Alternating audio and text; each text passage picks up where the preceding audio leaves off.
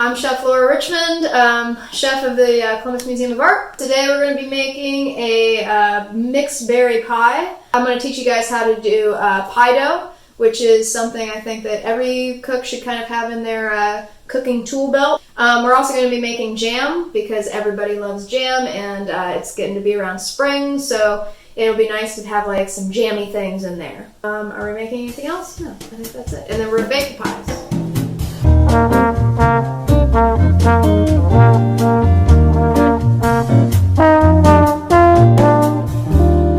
Well, my immediate inspiration is my girlfriend. She's been asking me to make her pie for the last 4 months, and I've kind of been putting it off. And she's a mother of 3, so that's the immediate inspiration. So she's been giving me crap for that. So I'll be making pie today for her and for my mom. But I think pie in general is kind of like a spring/summery thing to do. It's really colorful, it's really festive, and it's also something that you can kind of do anything with. So if your mom's favorite flavor is peach, you can go out and make a peach pie. If your mom's favorite flavor is strawberry, you can make a strawberry pie. It's something kind of playful. You can put your own twist on it really easily. Unfortunately, my mom's pretty in the... What's the word I'm looking for? The people you shouldn't go around. Immunocompromised. So I'm probably going to go over there and kind of do they're calling them like a driveway date, where I'll probably go out in the driveway. I'll probably give her some pie, maybe Zoom her, but I don't know if she really quite knows how to Zoom. So what I do before, whether it's at my house or whether it's at the restaurant, what I do before everything that I cook is kind of gather all the ingredients, okay? So for our pastry dough, what we're gonna need is we're gonna need flour. There's all kinds of flour at the store. Flour aisle can be intimidating. For this one, we're using all-purpose, simple. I'm gonna get half a stick of butter. Very important, this needs to be cold butter. Cold. I'll tell you why later.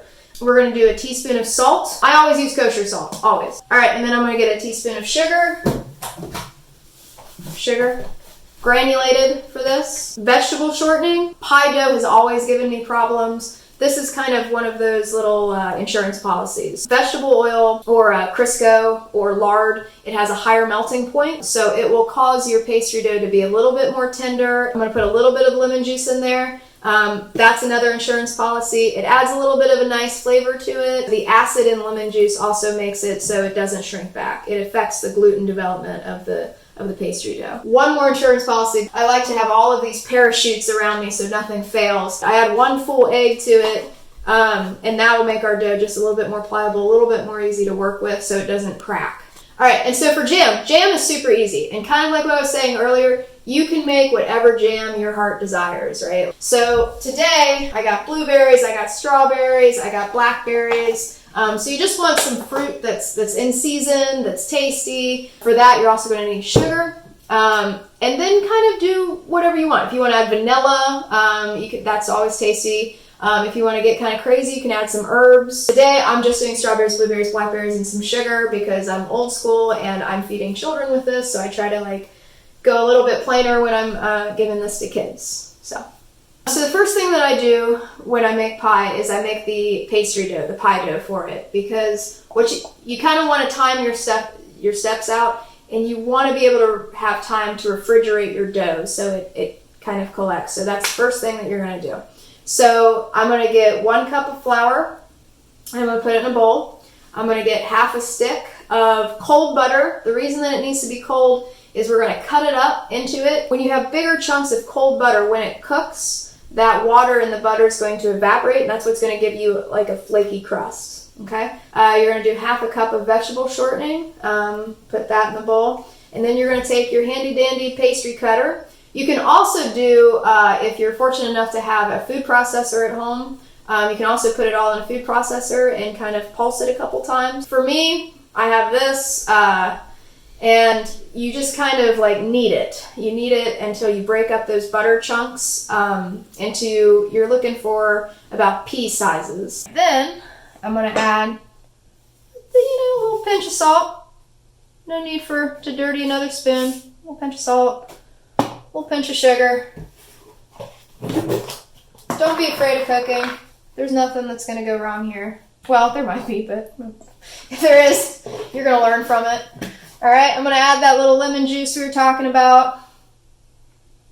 Has a little bit of a parachute. Boom.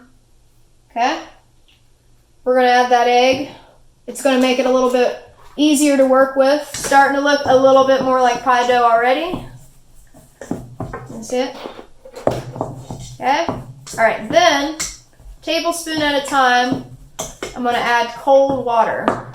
The old French recipe for pie dough, like the old classic recipe, is a 3-2-1 recipe. So it's going to be 3 parts flour, 2 parts fat, 1 part water.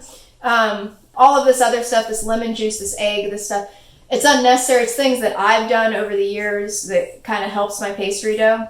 But if you want like a quick and dirty recipe, it's a 3-2-1 recipe. That's your traditional recipe. But you also want to be able to feel the dough, right? So once you pour the water in, kind of play with it in your hands a little bit. You just want it to come together. You're not going to want to knead it a lot because if you knead it a lot, you're going to develop gluten, and that's what we don't want to do. Once it comes together, you're going to flatten it out into a disc, wrap it into plastic wrap, and that's when you're going to rest it in the refrigerator. If you don't have a whole lot of time, you can rest it in the freezer too. What you're looking for is to get those butter chunks, just making sure those butter chunks are cold so you can get that nice flaky kind of pop in the oven. All right, this is the easy part, jam.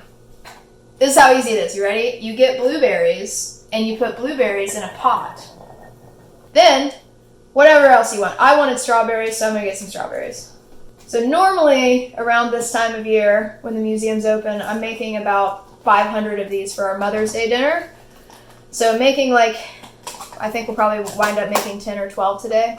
Super easy. So we got blueberries, we got strawberries. Let's add some sugar to it. Like I said, add as much sugar as you want, as little sugar as you want. That looks like about a cup, you know? Cool. And that's it. Your jam's almost all done. And then you're going to put that on the stove, heat it up. The berries will start to release their juices, and then you're going to kind of cook that down. You're going to cook it down to a syrupy consistency. You're also going to want to let that cool too. This recipe kind of takes an hour or two, but most of it is kind of letting things cool down in the refrigerator while you watch TV. Once the hour has come out, what you're going to do is you're going to take the pastry dough out. You're going to roll it pretty thin, flour your cutting board. When you don't have a rolling pin, you've got to look around and you've got to be like, what can I use? So what I'm going to use today, empty wine bottle. Because we all have that laying around the house right now after the quarantine. I've got my dough, and I'm going to kind of just start rolling it back and forth. We're making mini pies today. I'm actually a really big fan of making miniature food for some reason. I think it's nice because you can kind of share it a little bit better versus here's this giant pie, good luck with that. So we're going to be making mini pies. So what I do is I'm going to use some kind of circular device to cut out little rounds of the pie dough. Then I'm going to take a muffin tin, and I'm going to press the dough into the muffin tin, and then I'm going to put the jam in the dough, and then just because I'm fancy, I'm probably going to do some kind of lattice top on top, or I might cut out little heart shapes and put those on top. And that's kind of where, if you have kids, you can get them involved and make little decorations on top of the pies. So for pie dough, I recommend a temperature of 400 degrees Fahrenheit. I'm not a hard and fast, it's going to be 400 degrees, 14 minutes, and you're done. I always start checking when about I know it's going to be done. Mini pie is going to be about done at 10 minutes, and then I start checking. All ovens are different. Every day is different. Check your stuff before you know it's going to be done. All right, so the pies have been in. I think they were in for a total of, 15 minutes, maybe a little bit longer. They were looking delightful. And so now it's kind of the hard part. Usually I'll let them cool a little bit in the pan because they are quite bubbly and hot. You don't want to stick your hand in there right now. So these are our Mother's Day pies. You can kind of make them anytime though. For more Mother's Day things, I know we have a lot of things going on the CMA website. Check us out at columbusmuseum.org. Be safe out there. Make sure to wash your hands and definitely eat up. I am Laura from Columbus Museum of Art. Happy Mother's Day.